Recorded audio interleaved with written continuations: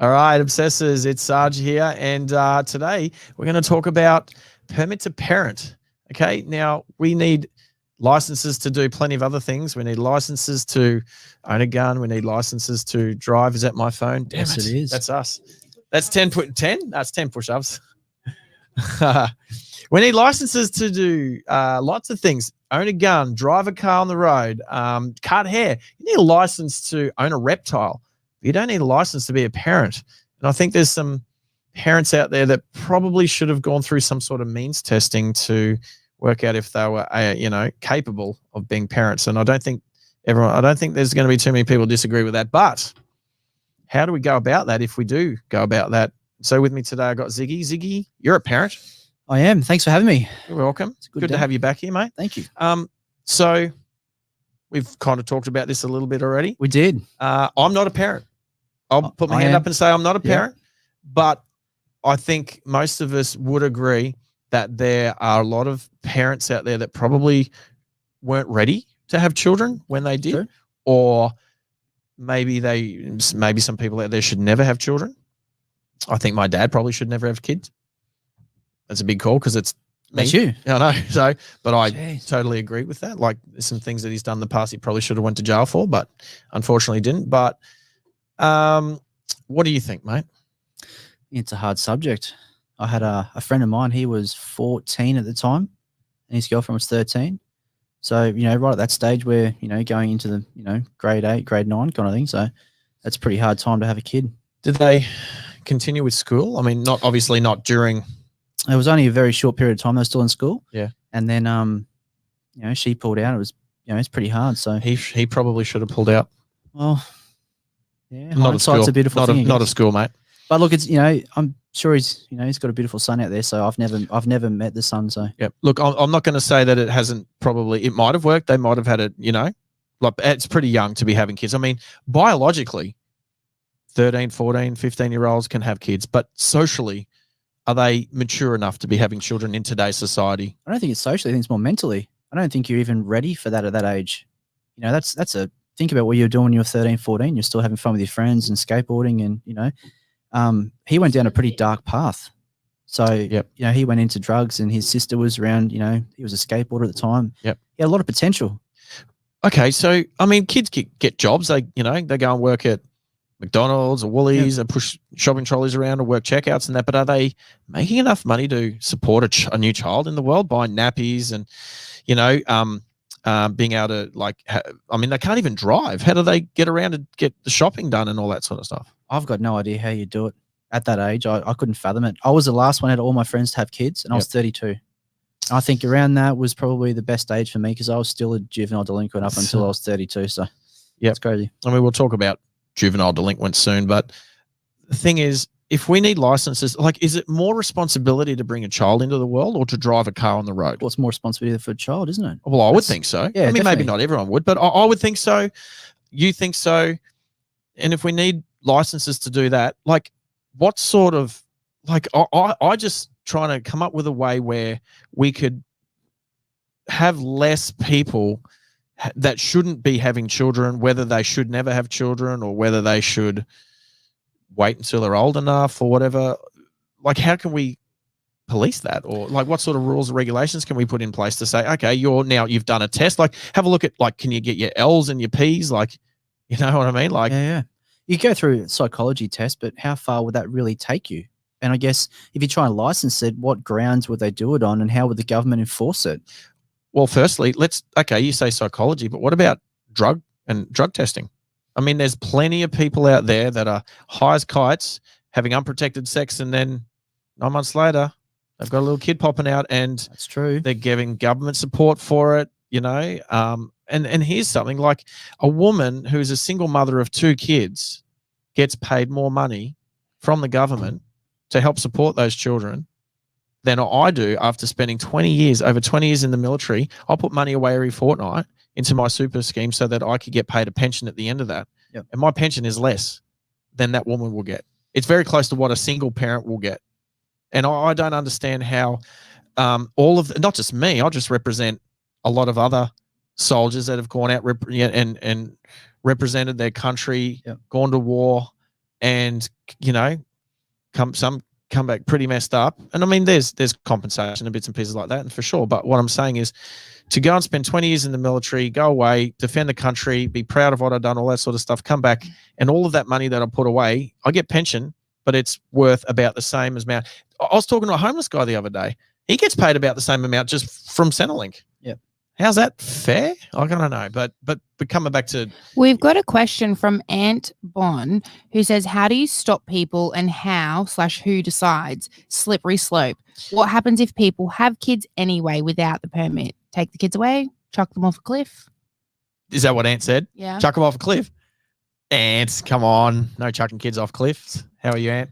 And that's a good question. I mean, we don't want to become a communist country. I mean, we could talk about China having that one child policy. But how many billion is in China compared to us? But what I'm saying is they regulated it. They did. They managed to police it. Now, that's not the type of country we live in, okay? How do they police it? Because that would show us a little bit of Well, it's communism, isn't it? Like, you don't... with a show of force and like scaring people. Like, but isn't that what consequences are supposed to be? Like, the consequences of your actions, if you're doing the wrong thing, and if you know that the consequences of doing that wrong thing is you could go to jail, or, like, obviously... Wouldn't that make people want to do it more? Because there's a little bit more, something wrong with that whole scenario. That there are some... bit of a thrill. Obviously, there's people out there like that, but mainstream people, like there's people out there that, like, accidentally have children. Wouldn't it be nice if we could switch off? Like, we're born without having reproductive systems working we are until we get to the age of 12, roughly, anywhere between sort of 10, 14 years old. It'd be nice. Like, it's so hard because that switches on at such a young age. And then people start getting sexual desire. They start wanting to muck around, social pressures to have sex, all that sort of stuff. I mean, there's plenty of ways to not have children with contraception, the pill, condoms, all that sort of stuff. Yet people are still choosing not to use them. And there's a lot of side effects that come with it too on the women's side of things, having contraception and having the rod in their arm and, and so on and so forth. So there is that health factor too that a lot of, women are scared of, and guys too. Like, my partner and I were talking about, getting the snip. And I thought, well, shit, I was born with them. I kind of want to keep them. Yeah. And she's like, well, they're still there. They're still there. But I think that's just, you just get your tubes cut and tied, mate. So. But vasectomies are reversible. Yeah, I know. I just don't like anything near my nether region. I totally agree with what you're saying. It's almost like saying, okay, because it only has to be like one gender, doesn't it? Like, if you were to cut on, I'm going on a slippery slope here, but no, I'm going to say this, but I'm going to then unsay it. Okay. Like, by the age of 10, you could cut and you could give 10-year-old boys vasectomies, right? And then when they prove that they are capable of choosing the right partner and being a parent, then they go and have that vasectomy reversed. Now, I'm not saying that I say that's an acceptable way of doing it, because then we could bring in circumcision, which is male genital mutilation, which I'm totally against. And I think there's at least one country, I think Sweden, who has brought in that no circumcision will be done to anyone until the boy's aged 18, which is now a man. Consent. Okay, so now that man can consent to going and having that circumcision done. So the whole thing is, if it's about having a choice of what happens to your body. So that young boy's parents decide to choose on his behalf before he's even able to speak and make a decision that he's going to have part of his penis cut off. And I don't think that is a good... I mean, that's a topic for another conversation another time. That's a cultural thing, though, isn't it? Yeah, but it's a cultural thing that it was supposed to be when boys go to being a man. And then somewhere along the line, maybe it was the Jews or something like that started circumcising a lot younger. But what used to be a tribal warrior thing where men go... There's a passage from childhood to manhood. Absolutely. Yeah. And it was all about not flinching when they actually... bang, they don't flinch and pull back, then they're a man and they pass through into being manhood and stuff. That was happening when they become a man, not when they were 6 months old.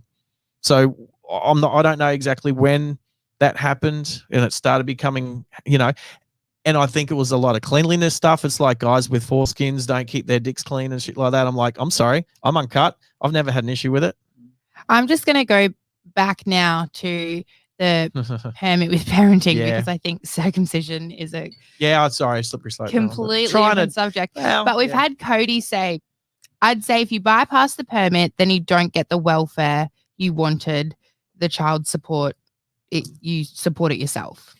That's easy to say, but imagine then now you've got these kids, and not even just kids. I mean, it could be 20s, just not ready, not producing enough income. They're on welfare. Like I think anyone who's on I don't think anyone who's on Centrelink should be having children, or maybe, I don't know. Like, I don't want to say yes or no, but should they? I mean, if you can't support yourself with your own job, should you be having children? Well, it's a hard thing because, and like you said, with the licensing and who can have kids and who can't, that's not just for a lower demographic of income family. That also would go for the elite and the rich. And that's So what I like. Yeah, then- they're going to buy their way out of it. Well, somehow. 100%. So then, They're going to get waivers and stuff like that. But I mean, but the thing is, most of the highest socioeconomic people are probably not having children as like young. Yep. But that's not saying that they're still not being going to be a good parent. Like domestic violence. If there is an issue of someone being violent, if there's a couple together and one of them is violent to the other one, whether it's mental manipulation, financial control, or if it's actual physical aggression, if then they have to try and pass a licensing test or something to have children, then domestic violence is probably gonna pop up and say, well, hey, red flag, this couple shouldn't be having children because the kids are going to get caught up in that. So maybe those two shouldn't be together. look, I know that firsthand. And it's because someone I know, I won't say who it is, but someone I know, they actually had a very volatile relationship. Mhm. It was drug-fueled, Yep. alcohol. It was bad. Yep. And they ended up having kids. And then so the kids pay for it, and now he doesn't see the kids at all. We need to Well, stop we've that just happening. had Bethany comment saying, interesting concept, and we understand the sentiment, but impossible. You can't police people's bodies.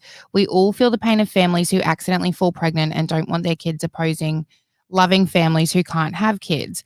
Education is always the answer. Cody, interesting comment. I'm not sure how that helps people in poverty who are already struggling. Yeah, exactly. And that's what There I you was go. going to say, that it's too easy for someone that's in a lower social economic climate to accidentally have children and then be denied any sort of means of assistance. So well, they do that that's now with not- the no jab, no play. They with brought the in vaccine thing? Yeah. Yep. So they force you to vaccinate your child to put them in school or daycare. Can you see why I choose not to have children? Like I've chosen not to have for a couple of different reasons, but like I love my kids. I They're don't- awesome. Yeah, but who's to say? Like I never so my dad split when I was young. He never really should have had kids. He never really wanted children for children's sake. It was for his own personal reasons. But I never wanted to end up like him. And he shouldn't have. Like if my dad, it's easy to say my dad had to pass one of these tests. I mean, we're talking about 70s, but like he would never have passed, and probably mum wouldn't have either. They were too young for their own mental states to be having children, but they had it for different reasons and wanting to raise a child. They had reasons they wanted to get out of their own family houses instead because they didn't like where they were. And the easiest way to do that was knock up the girl, make an honest woman of her, get married to her and go and move into your own house and then play happy families. Well, they didn't because he was off being a typical 20, 21-year-old bloke who wanted to just go out, drive fast cars and go to the pub and hang out with his mates. So is there something with the school system that they haven't actually had a chance to teach the children more What does about social sex studies education? teach these days? Like Social I don't studies know. is, what is that anyway? It's It's probably changed since I was in school, and that was probably, very but brief. isn't this social studies? Like, and I mean, it's got to start with parenting and parents first. Like, how many people that had kids at a young age came from parents that had them at a young age? Like, I know a friend of mine whose little sister got pregnant at age 13 to a 28-year-old. Okay. And she had the baby. Then that baby, when she became, I think, 15, maybe 16, had her own child. So my friend's daughter, my friend's sister was a grandmother at 30. And you know what? There's always jokes about that, like, you know, but it's not it's no joking matter there. Like is that like, who's going to stop that loop? Like, I just don't think. And there's a lot of issues with that too, because I know in that situation, the father got told to rack off for years and years and years. But in this day and age where children can just jump on Facebook and find their fathers, find their mothers, like, like it's not that easy to sort of stay like, so, and that's what happened. The daughter found the father, and the father said, well, they've been lying this whole time, but now who do you believe? Like, do you think that is a cycle though? Like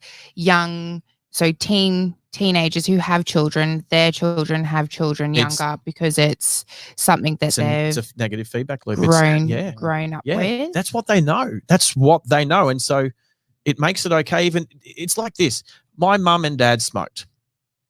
They would say, don't smoke whilst smoking. Kids will do what their parents do, not what they say. And so I grew up not smoking, but that's because I chose not to. But my brother and sister smoked. And so, and then continues the cycle. Like that's how it happens. And so who chooses, it takes some guts and determination and a want to change your lifestyle from what your parents did. And this is why we're trying to change domestic violence and, toxic masculinity. And but how do you change toxic masculinity though? By okay, so there was that ad on where the dad would say to the kid, oh, go grab us a beer from the fridge. Yeah. And then kid brings the beer out, and then that kid then becomes the dad, and then he's telling his son, and it continue on. It was back in the cricket, back 10, 20 years ago. Remember that ad, right? Yeah. And that's the negative feedback. Like that was about alcoholism, I think, or something like it. But it was about you're going to do what your dad does, not, And so when do you say enough's enough? That we need to stop that. That was a toxic masculinity issue. Domestic violence is, and we all know that more men are physically more violent towards the women. And then when the sons see that, they think, well, that's okay because my dad did it, so I'm going to do it. That happens both ways, though. I don't think it may be more on the men's side of things, but I also believe that it does happen from the woman's perspective as well with DV. There's been many cases out there where it's been, the woman's perpetrated it and the man's perpetrated it. And you get two people that aren't meant to be together at all. Mm. They're together and they clash. Well, what about marriage? Because, okay, back in the day, sex before marriage was shunned in the church. Yep. We're talking a couple hundred years ago. People were taking more time. And like, I'm not talking about arranged marriages where it's all sorted and there's no choice. That's a different culture. Yep. But in the Western world, we would, people would meet, they would court, they would get to know each other. They would make sure that they were the right match for each other. They would get engaged, they would have a wedding and then start having children. And it was like, they don't have sex before marriage, or maybe a sneaky one or two or whatever, but they're definitely not having children before marriage. That was a big no-no. When you get married, you sign a certificate, you get a license to basically say you're married. That is a license to have children. Yeah. Back in the day. But now people aren't even getting married to have kids. They're just having kids. People are choosing not to get married. Like don't particularly want to get married. I don't particularly want to have kids either, but it makes it too easy for two people to have a baby that's not even married and then walk away. And then the kid's got no dad, mostly, sometimes no mum, sometimes just two very toxic parents that don't like each other. So Bethany has asked, what are your thoughts on potential parents in their 30s who are ready to provide a loving home, who might have foregone their parenting permit in their teens with a stupid mistake? And following that, I would like to ask them, what are your thoughts on a couple who maybe one partner was in the situation where they didn't apply, couldn't get the parenting permit, but then you can get a parenting. Okay, so I'm not. How do we work this? We're not here to design and make the rules now. We're just asking the questions. Oh, but if you we design to make all the rules, Sarge. No, I'm not the rule maker. But if we did decide to throw a few guidelines around, we could say that at any time you're over a certain age or you qualify or deemed mature enough and financially stable enough to have children, you might not, like, it's like saying to a 30-year-old now, well, when you were 17, you didn't get a license, so now you can never get a license to drive a car. You can get a license right up until you're still capable of driving a car. Yeah. There's 90-year-olds still going for their driver's licenses because finally they want to go for it, like after all this time, and maybe it's a bucket list thing. So if you forego your, you forego doing that licensing or something when you're younger, you can do it at any time. But the best time to do it isn't like when you turn 17. I'm going to have kids when I'm 30. Let's go for a license now. Like, let's pass this test now. It's like, no, go for it when you decide you want to have children, when you've met the right person and you know you guys are good and you're solid, you're going to get married or at least live together. I mean, what about same-sex marriages that either have a surrogate mother or they adopt? Those people have to go through a rigorous program to then be deemed ready for parenting. Why is it any different? Okay, just because they can't physically have sex and produce a baby, if it's two guys, they need to go through a process to find out whether they are acceptable as parents before they'll get given, before they can adopt. So how's it any different to that? Well, you like that one? Well, she does too. That's the same with a hetero couple going through IVF. You have to go through a lot of counselling and different things. And we've had Kat and Jared on the show a couple of times, and they went through 6 years worth of that sort of thing, So they do the same with vasectomies, I hear. There's a friend of mine had it done. He has to go to a psychologist and have a chat to them and make sure they really wants to get in that path. But the way I see it with the licensing side of things, or castration, if you want to look at it, I think if you do a really serious crime, like murder, whatever like that, anything against children, I don't agree with. Castrate. So pedophilia. I mean, we talked about it yesterday. We talked about, Grace Tame's experience. Don't give them the option to have kids when they're out to do it yet again and continue the cycle. If it's a serious crime, though, it's got to be serious. Okay, but then we have to be careful there too, because if you take that away from people, if you chemically castrate or if you do that, like you wouldn't castrate a pedophile? Okay, so back in World War II, like the guy that cracked the Enigma code, if you watch that movie, and if it's true, and I believe it is, that they chemically castrated him, and then not long later he committed suicide because he just gave up on life again. It just wasn't, for whatever reason. I mean, I was obviously very trauma, and that was because he was gay. Okay, back when it was massively frowned upon to be homosexual, and he was, and he lived with that secret for a long time. And then when he came out or was outed, they chemically castrated him, and then he committed suicide afterwards because what was the point of living? So, look, we would need to be careful there because we don't want that happening to people that we do that to. So Lillian said that's why abortion has been legalized. Now, the couple of the recent car in Brisbane, so the we're car, going to talk about Maddie and Kate. She learnt that the offender will be charged for murder, including 3 lives, the unborn child. And I hope so. And that, okay. So thank you, Lillian, for bringing that up, because I was going to bring up, I've been watching that unfold for the last day with Maddie and Kate, and that kid, 17-year-old, we're calling him a kid because he's not legally an adult, but he's legally able to drive a car. So kids are driving cars legally. So here's a reason to maybe we put the legal age of driving up, because they're kids, right? He is a kid who's on ice, reoffending because he's out on bail after, I believe. So how did he get bail? And apparently the Queensland government are asking the same questions, but they're the lawmakers, and why are they asking? So the Premier said that on her press conference. She doesn't know. She's the one who's been helping make the laws, but she's even dumbfounded as to why this kid has been out on bail after crashing another vehicle high on ice, right? A stolen vehicle a few weeks ago, crashed into a woman who was hospitalized. And I believe this same person stole another vehicle in not the too distant past that had a baby in the back, and he drove it around and then finally parked it up at a fire station somewhere and took the bolt. Like, okay, so he's 17, he's doing this. He was like, what is going on in the world that this kid, like, this is a big thing in Queensland. So what other country, if he did that in, what would be his outcome? Because in America, I don't think he'd ever see light of day. He'd be done for. Triple murder. I can't really comment on America. No, but triple murder over there, you're done. You're not coming out. Okay, so 3 innocent bystanders are being killed because she was pregnant and they're about to have a baby. And this guy, it just keeps getting let out. It's catch and release. This is what it's called. Catch and release. They get caught. They go, and juvie isn't even like, so from what I've heard from people who are in corrections, from people that are in the police force, is that juvie isn't a deterrent.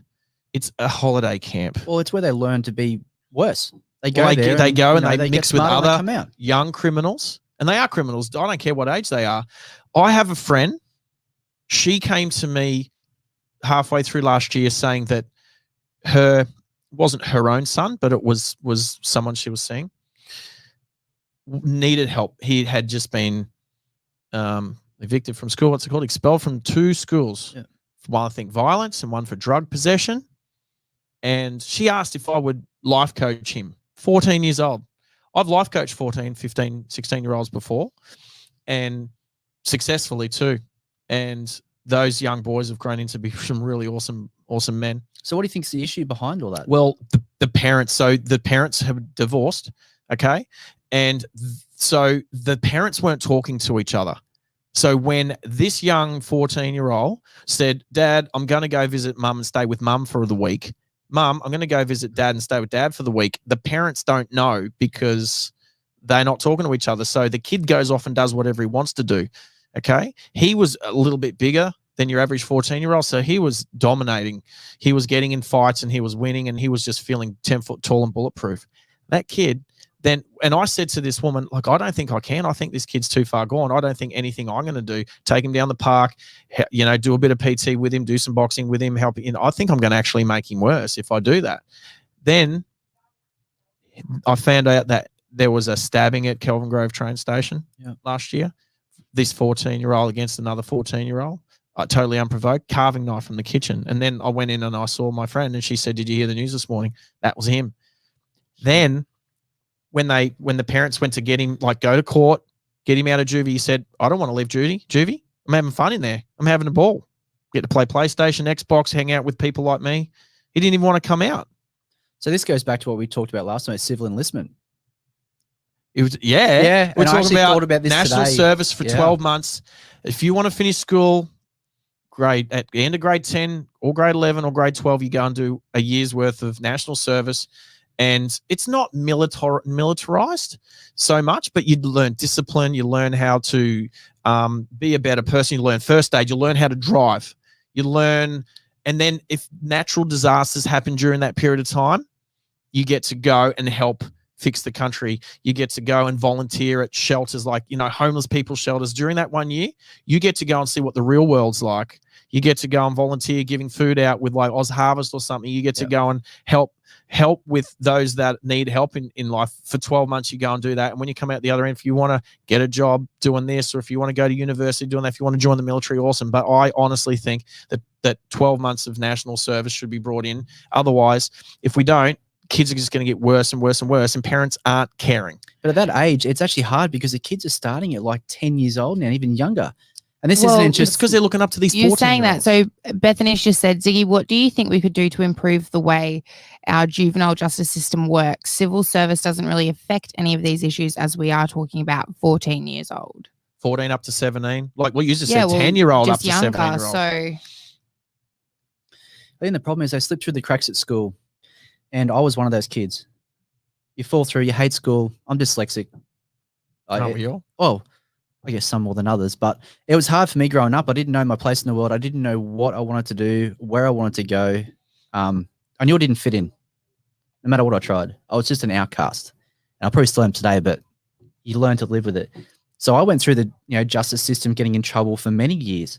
So I know you do some crimes, you go in, the judge is like, "Hey mate, how you going? See you later," and you walk out. You sign your bail sheet, and you're off the door.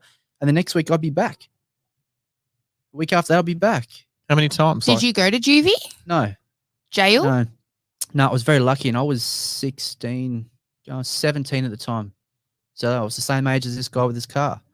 So, and they, it got to a stage where I had I was on probation, and I stuffed that as well. And then I went back, and I had a really good probation officer. She was amazing. And she just sat me down and said, "Look, like this, you're at the end of the road. What do you want to do?" And I had 300 hours community service I was working off. I had fines sitting there. So when you go to community service, you meet all the wrong people. So it's no different at juvie. They teach you ways to get around it and do the worst. So that side of it didn't help. What did help was when I got kicked in the ass by a cop. And he was just one of the local cops around the area. Took a liking to me, I guess. Saw something different and said, enough, put your head in. This is the path you're going down, and showed me it's not all roses. Was juvie or jail a deterrent for you? Like, did you ever think, oh shit, I better not do this because I don't want to go there? Or did that not cross your mind? I think probably towards the end where juvie wasn't an option because I was getting past that age, but they were looking at, probably jail time. It might have been 6 months or a year. I don't know. I didn't get to that stage, but I definitely had to, my hat's off to my probation officer. She was amazing. Yeah, she saved me definitely from a worse path, that's for sure. So my hat's off to her. But jail, I didn't really think about it till the end of it. And then, realization hits home and you just think, shit, what am I going to do? It gets a bit rough. So, I think a lot of these kids don't really care anymore. Like you said, it's a holiday park for them. So they just do what they want to do and just move on. Well, I mean, when I was younger, my mum's car got stolen out of the front yard. Yep. And then we suspect it might have been our mum's friend's 14-year-old son. Yep. I called her up and said, we believe that your son might have stole the car like 10 o'clock at night. She's like, no, it wasn't him. He had his friends here before, but he's gone to bed now. And I said, can you please go and check his bed? She walked up to his bedroom. Bed was empty and the window was open. And she goes, well, don't, that doesn't mean anything. Then he tried to bring the car back because apparently he'd done it a couple of times. He'd taken the car, he'd joyride, he'd taken his friends for a drive. I think he even dropped them off back at their homes. Yeah. And then he'd brought the car back. Mum was saying she couldn't understand. Sometimes she'd fill the car up of an afternoon. The next day, the car had half a tank. And she just thought, who's that taking it? Well, she might have been siphoned. She just didn't understand what was going on. And she noticed that it happened a few times. So we called the cops and we said, this is what we think's going on, all that sort of stuff. And then he tried to bring the car back. He switched the lights and the engine off up the road. He tried to roll it in. My sister just happened to see the lights. She looked out. And then instead of waiting until he dropped it off, got out of the car, my idiot mum, she goes running out, give me the car back. So he starts the car back up and drives off. So I ended up chasing him. And I chased him through Burpengary. And he parked up the top of the hill near the highway. And I drove up, parked next to him, wound the window down. And I said, if you don't get out of the car, I'm going to mess you up. I gave him that opportunity to get out of the car and walk away. But he didn't. And as soon as I cracked my door open, he saw the interior light come on. He started the car up and he took off. And I chased him through Burpengary. And then he turned left, went bush. And I couldn't follow him because I had a fully lowered Fairlane at the time. Yep. But I tracked the car down a couple of minutes later and he'd fled, left the lights on, everything. So I saw him, I literally spoke to him. I knew exactly who it was and I spoke to him. And then when we got back home and I called his mum and said, yeah, it was him. And she's like, oh, how do you know? And I said, because I literally spoke to him and told him to get out of the car. And she's like, oh, and she defended him. And I'm like, mother's love. Is this called unconditional love? Doesn't matter what son does. It does not matter what you do. Your mum always loves you. Exactly, right? Okay, so, and what's that mum doing to help discipline her son? Okay, this kid has grown up without a dad. And this is going to come back to that. And we talk about this a lot. And I've talked about, fatherless families, especially boys growing up. This guy that has killed these two people, okay, his dad's a career criminal. His dad is a piece of garbage. And now son is trying to emulate his dad. And now killing the two people. He didn't try and do that. That was an accident. But I want to know why the cops couldn't stop him to start with, because apparently he went through that intersection earlier on and rammed a car.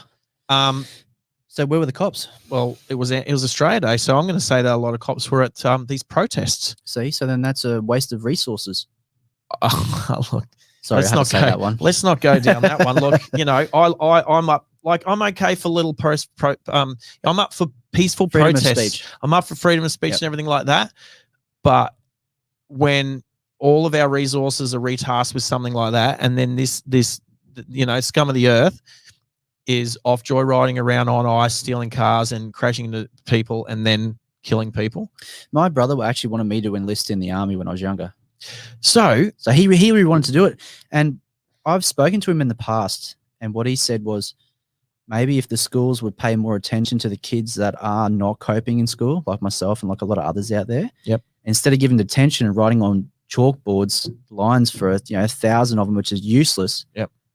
So let's think about this. A couple of things. people that go into jail, psychologists and people, affluent people, they say you are a product of the 5 people you spend the most time with.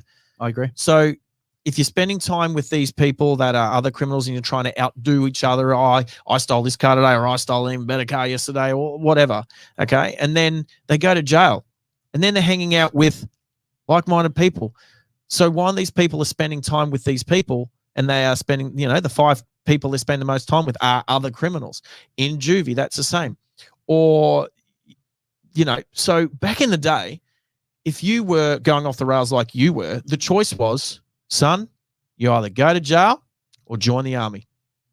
And so many young kids that were going off the rails chose the army, and then the drill sergeants drilled them until they had discipline, until they had respect, until they had, and they were hanging out with good people, right? Not other criminals. This comes down to alcoholics as well, habitual drug users. Yep. It's the same thing. It's that cycle. It comes down to who you hang with. And I said to a friend, if you want to, stop doing what you're doing now and move on, you got to get rid of the people in your life. So we talk about jails being correctional establishments and rehabilitation. Some people will rehabilitate. They take things too far and they end up in jail, and they are fucking sorry for what they did. I don't think that this kid is going to be sorry for killing these 3 people, this beautiful couple and their unborn child. I don't think he's ever going to like this is the type of person who is trying to emulate his dad.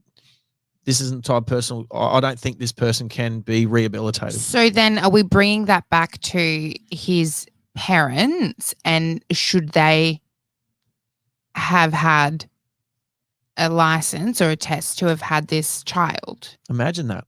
Imagine if this... Would they have passed? Imagine if this career criminal father, right, who spent a lot of time in jail, imagine if he's not allowed to have kids because he's not capable, he's not... But then what's his mother like?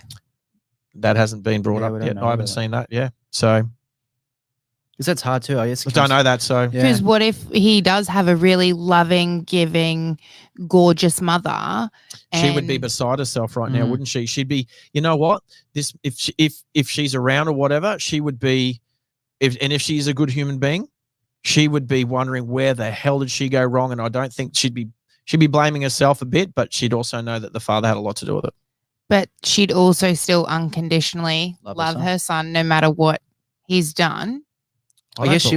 I think she would. A load of shit. No, it's true. I think unconditional love is like it's like, what about Hitler's parents? Did they unconditionally love him? Probably. Never looked into it. Is there anything that you've daughters? My little girl, my boy. Yeah. Yeah. Is there anything your children could do that would make you not love them? Anything? I guess there's always a line you got to cross at the time, but until if this was your son, that on Australia Day, see you later. There it is. I'd wipe him. There it is. So that's not unconditional love. There's conditions there. That's that is unconditional love. You become an evil. And where did that come from? Didn't come from you. Like, you never taught him how to be like that. I know I've got a friend of mine. His son's in prison right now. Yep. I won't say who it is, but he always said, "Did you do it?" And the son always said no. And he said, "I believe my son." But he said the second he would have said to him that he had done it, he would have wiped him on the spot. Not a second question. I believe he would have done it. He would have walked away. Sure. But he doesn't know 100% that he did or didn't do it. But so you're telling me your son's got, and God forbid this ever happens, but your son's got an ice problem. He's being a menace. He crashes his car into these people, kills them. We don't, was it intentional? We don't know. No, it wasn't intentional. And so, but for you, that would be enough for you to go, wipe the slate clean. See you later, buddy. What are you supposed to do with it? It's one of those things where it's so hard. Like, that's your son that flesh and blood that's done that, and you've tried to raise him not to. Because that's what I'll be doing, is trying to teach my kids not to do what I did. Try and make them better and show them what's wrong with society. But then you said your probation officer, was the one who, saw something in you, and that cop saw something in you. So why not then providing your son with that unconditional love? Like, you're a drug addict, you've got problems, but I'm still going to love you and try and show you the light anyway. see, my mum tried that with me, and she really tried to, you know, push through. And what I was in trouble for wasn't anything where this was. There was no drugs involved, nothing like that. So it was just being stupid at the time, being young. But crimes like this and what they're doing these days is completely 1,000 times worse than what I did. And now they're still getting away with it, and the system's flawed. It was flawed when I was going through it, and it was probably flawed 30 years ago. So do you think it's the system or the parents? I think it's a combination of both. I Because think they so. can sit back and they say the parents, well, you know, mum, dad won't do fuck all. Sorry for swearing, but, you know, and then you've got the judicial system sits there and they've got guidelines. They've got a minimum and a maximum. You mean that? Oh, yeah, how the flawed system, but there's Yeah. a minimum and maximum they can charge you with. So the judge is like, well, I guess you sit into this category with this last case I did. So, a little bit less than that. We'll go here. The judicial system or the legal system, as we said yesterday, you and me, Jinx, is so flawed. And there are magistrates out there that they have a lot to answer for. Yeah. They are I mean, they might say that they're bound by the law, but really? Are they? And then that's where the government comes in. And that's why I know that it's the sister of Kate from this couple. She's out there she's saying, let's change the laws to make sure this doesn't happen again. It has to happen soon. We can't just sit around and wait for another election. But the thing is, it's not just happening in like suburban areas. It's happening out, you know, out in the large reaches. Far North Queensland's also got it. Melbourne, This is what's happening in Southeast Queensland. All these juveniles are stealing cars. They are, and then because of this social media like TikTok and YouTube, where they're putting all these videos, they're videotaping themselves, stealing cars, driving cars. How's that? There was a Brisbane Lions player, I think it was a couple of years ago, whose car got stolen while he was away playing a charity match down south. His car got stolen by these juvies, and they taunted him. Like they found him. They knew it was his. They found it was his car. Probably some paperwork in there or something. They found him online, and they taunted him with visions of them stealing his car whilst he was away playing a charity match. Like this is what's going on in Southeast Queensland, and probably a lot of Australia. But we know, because we live here, that the system is not doing anything to make this better. It is getting worse and worse and worse, and the government and the legal system has something to answer for it. So, and the lawyers as well. It. Don't forget, they're jumping on, and they're, you know, do we need to sign all these petitions? Do we need to sign all these petitions just to make the justice system fucking justice? Well, how many times can you do a poll and try and put petitions out to get rid of a parliament official, and it never works? It's just a waste of everyone's time. I think it depends though, because I've had the court systems really work in my favor and be really good to me. So I was involved in a violent, essentially some crazy guy smacked me in the face in Sydney. He just straight up clocked me in the face, no reason. And I obviously reported it and as assault, and we went to court. I pressed charges, and he got given the highest sentencing. So I don't believe he didn't go to jail, but he got given the highest fine and sentencing for that particular. Do you think that particular punishment for what he did was enough? I mean, is it going to stop him from doing it again? Because that is what punishment is supposed to be for. Punishment is supposed to be a deterrent that if somebody actually, there's two parts of it. There's one, if you do this wrong thing, this is what's going to happen to you. That's called discipline. Okay. Then if somebody has the audacity to actually go ahead with that wrong thing, then they get punished. So when something happens, like you could get 10 years in jail for doing this, like for rape, right? You could get 10 years for rape, okay? But it could be as low as 18 months. And magistrates are, lawyers are going into bat like they should to defend their client. And some of these lawyers are that good that instead of them being a minimum sentence, like JB said yesterday, minimum sentence is 5 years and then up to 10 years. These people are doing a year, 18 months and getting out. And if they're going to do that, why are they going to not do it again? Totally agree. But I think also too, the punishment needs to fit the crime. Yeah, it does. And that's why we have magistrates. Yeah. So why are they not? Well, that's the thing. So that was my point. Like it worked, the system worked out really well for me because I believe, as I said, this guy got given the highest sort of punishment for the His crime. Yep. And you thought that highest punishment was justified. Yeah. That he got what he deserved.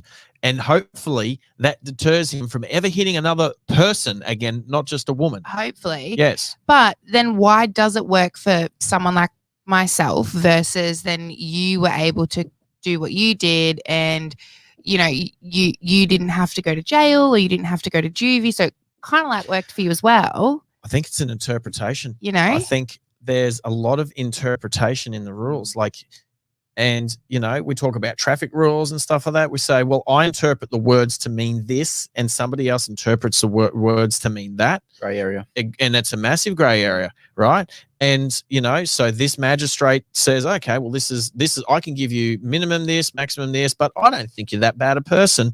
So, and you know what? You've never been in front of me in court before. So, but they've been in plenty other courts, you know what I mean? Like, so, and that's the thing too. And I know it's the judicial system is, and I was in the military and we learnt this. We had our own kangaroo courts in the military, right?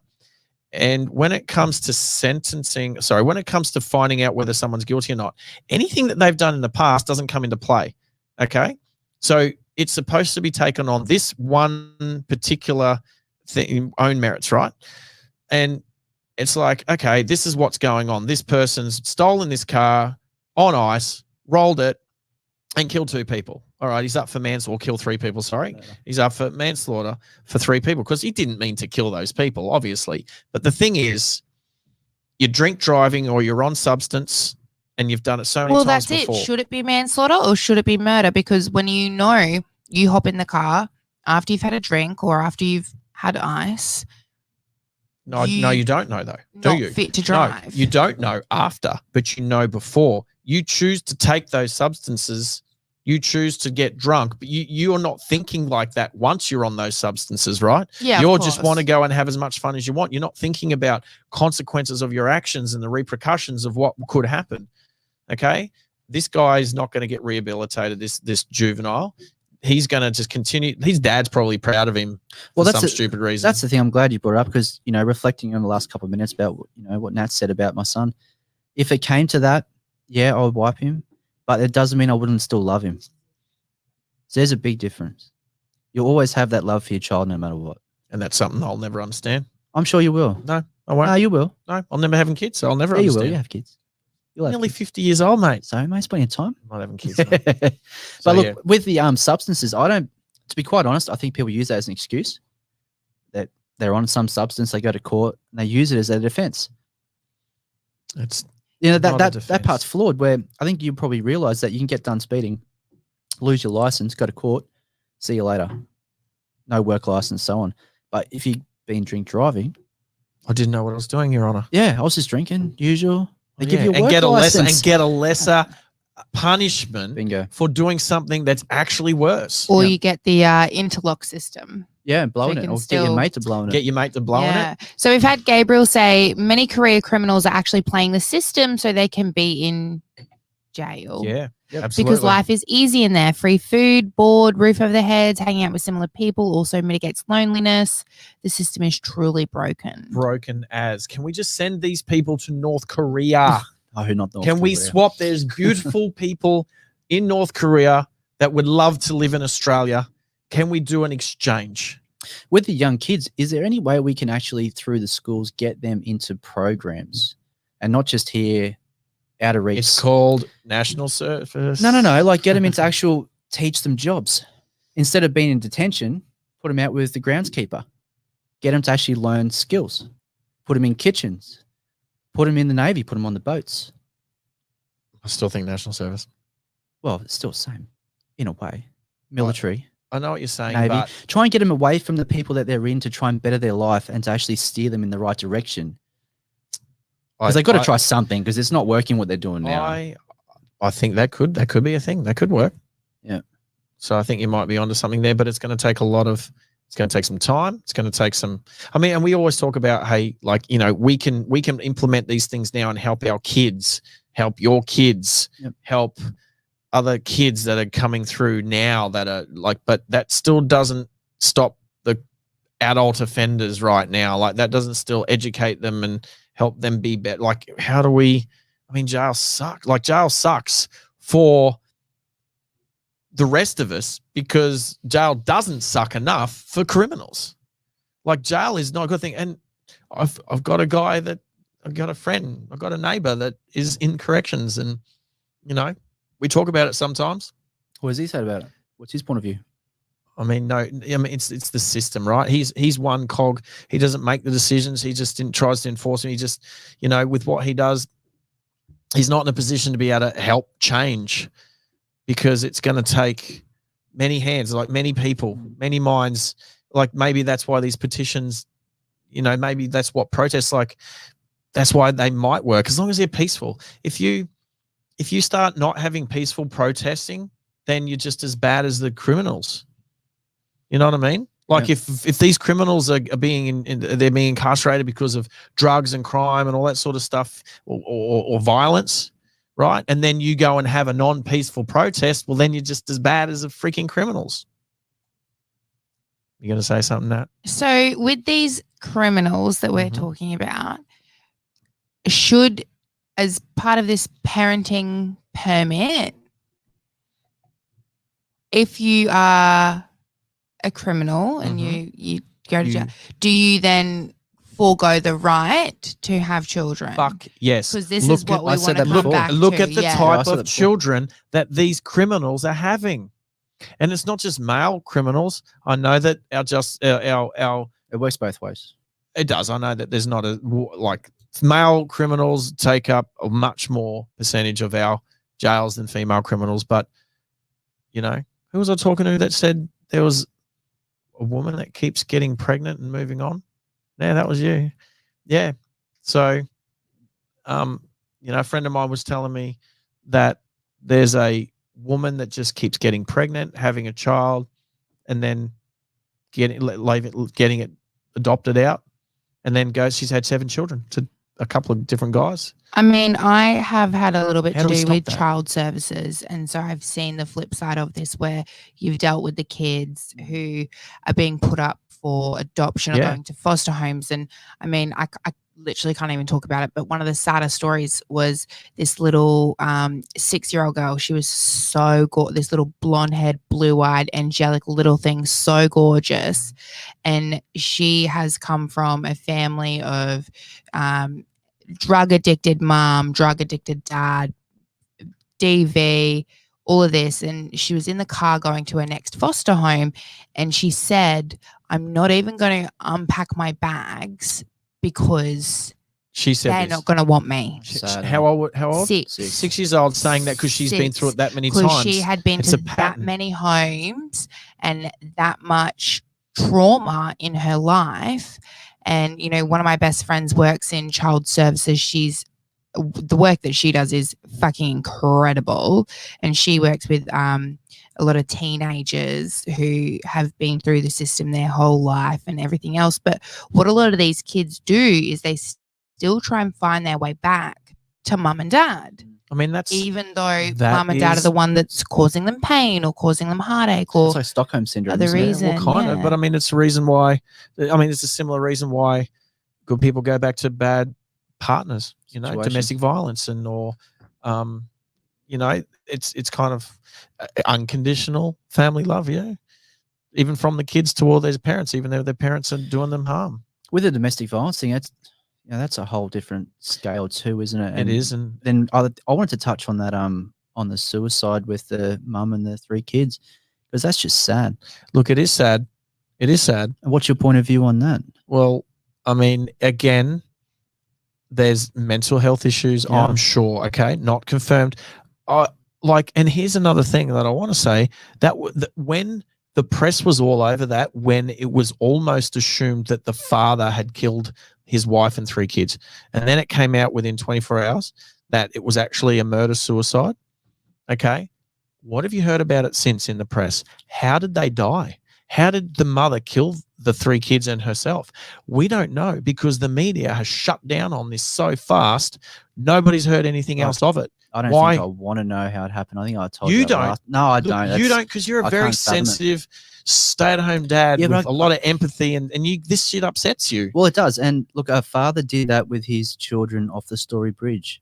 I think a few years that was ago. a while ago. And that, that also hits home when you have kids too. But I think the problem, I don't think, is just between men and women. I think the problem is a mental issue. It's a mental problem. Have a look. Okay, look. I think I said this yesterday. I'm not sure, but take Rowan Baxter. Okay, take Hannah Clark out of it. Rowan Baxter killed his own 3 children, right? Yes, he also killed his ex, but take her out of it. What's the difference between Rowan Clark killing his 3 kids and then killing himself, or the woman in Melbourne killing her 3 kids and then killing herself? And we haven't heard anything of it since. But when Rowan Baxter did it, right, it was all over the news for ages. It was top, like here in in Brisbane, it was everywhere for ages. And even Hannah Clark's parents have started up a organization to try to help stop coercive control and gaslighting and that, to try and make that criminal, but we've heard nothing about this case since, for the last, it's been 2 weeks now. Nothing. But what goes through someone's mind? Like, I'm a parent. Well, why would you take your kids? I can't get over the fact that if you're going to take yourself and you don't want anybody else raising your kids, you don't want your husband meeting another wife after and raising your kids for you, I'm just assuming. Yeah, but their life's only just begun. But that doesn't come into the mind of somebody who's got a mental health condition where they're suffering a lot of anxiety and depression or wherever it came from. Okay. It could have been ongoing postnatal depression. Yeah. Something like that. I don't know. No one knows. No one knows because nothing has been spoken about it since. So then how old were these kids? Sorry. Was it 7, 5 and 3 were the 3 kids from last week? Potentially this woman could have passed the parenting permit, gotten a license, because maybe 7 years ago when she was first ready to have children or had children, whatever, she could have passed. But then now she's obviously done this absolutely horrific, tragic, awful thing. Mm-hmm. How do we then mitigate that? Do you know what I mean? So having a parenting permit doesn't necessarily mean, because there's that woman in Cairns who killed her brood of children. I don't know how many there were. It was a fair chunk, wasn't it? It was a lot of children. There was a lot of kids. And they were all of a certain age as well. It wasn't just, I'm not ready to have a child. Do you know what I'm trying to say? I hear what you're saying, and that's a possibility. I'm gonna flip it over quickly and say, what if that she had a mental health condition back then? Her husband had met her the same way that I've met 1 or 2 of my exes, and I thought that I could help change them. I could help support them whilst they go through seeking therapy and that, but they refuse therapy. They don't want to. They don't necessarily think that these people can help, that psychologists or psychiatrists can help. And this has happened more than a lot of times. How about we have kids? That's going to help. And they start having kids. What if this woman actually did have a mental health issue back then? He tried to help. What if it was picked up? What if she didn't, though? So 50-50. Think about it. If it was a 50-50 case, right, then 50% of the time, because we're just talking about this one case and representing many cases, if it's going to have the amount of situations like this happening, well, that's a step in the right direction. But what if she didn't? And again, I'm not trying to defend it's not a perfect system or her actions. Yeah, of course not. Of course not. No one is. No one. But what if, the postpartum was so bad that, then it's that bad, it's still going to happen. Some of these things are still going to happen. But if she had some mental health issues before she had kids, this system might have picked that up. So do you think maybe, though, instead of doing a parenting permit, we should look at the ways that we can educate parents during pregnancy and after pregnancy, when they have newborns, children, growing up, that maybe instead of having to get a permit to have a baby, once you're pregnant, it's then mandatory to maybe go to classes, counseling, psychology, that It's sort of all thing. out there. All that information's out there. Yeah, but I think, especially, you know, new mums, dads, they should go and actually have a few sessions with a psychologist, maybe even 10, and What actually about have new, to sit down. what and go about through just everything. new couples? What about couples counseling or couples refresher, or just to make sure they're in a good, stable position? Maybe to have a child, or, you know, when you're ready to have a child, because you're going to have to book into a hospital to have this children, all that sort of stuff. It's just one of the parts of the process where you say, okay, we go to a psychologist, we get a mental checkup there, like a, you know, marriage guidance counselor, Like the IVF. yeah, kind like of, the yeah. I steps. mean, if it's happening Yeah. with, if people that want to adopt have to go through it, what's the difference with people that just have normal sex and have a normal pregnancy and have a normal childbirth? So maybe the answer is, instead of a parental permit, it is compulsory Education, to training. educate yourself and have those check-ins once you're pregnant, once you're with baby. You know, let's maybe I don't know There too needs much to about be it, but someone who can believe pick out when and you go and have a baby, especially in the public system, you literally kicked out within a day, right? And I don't think that's enough time No, not at all. for anyone to, especially a new mother, to, you know, my best friend had a baby and she had a lot of blood loss and all this and the other. And within 2 days, she was back at home. She's never had a baby before. And she's lovely. Like, she's a great mother, best mother, but she's never had a baby before. So how do you then, like, is there something that we can do maybe on the flip side to help new parents, instead of policing these people and saying you can't have a baby? We go, well, you're pregnant, you're in this situation, this is what we're going to do to make sure that you become the best parent you can be. I think that's at least a good start, right? Yeah. And look, you know, we're going to wrap this up. So how about people that are watching this moving forward, chuck in a comment? I mean, I don't think it's, you know, we don't want to become like China and the one-child policy. Definitely not. But it's all about making sure that parents are fit to be parents before they start having children. We don't want all these drug addicts having children, all these intoxicated, you know, permanently intoxicated people accidentally falling pregnant and having children.